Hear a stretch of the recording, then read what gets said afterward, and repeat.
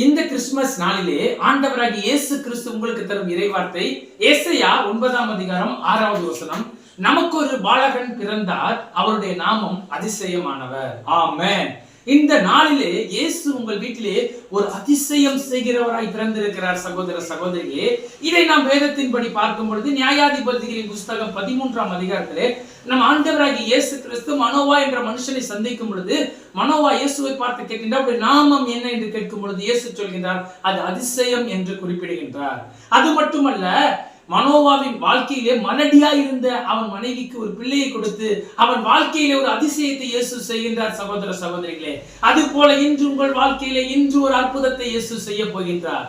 எந்த அற்புதம் என்றால், பிள்ளை பேர் என்ற அற்புதம், நோய்களை நீக்குகின்ற அற்புதம், வறுமையை நீக்குகின்ற அற்புதம், பொருளாதார நெருக்கடிகளை நீக்கி உங்கள் தலையை உயர்த்துகிற ஒரு அற்புதத்தை இன்று இயேசு செய்ய போகின்றார். இன்றே நீங்கள் இயேசுவிடத்தில்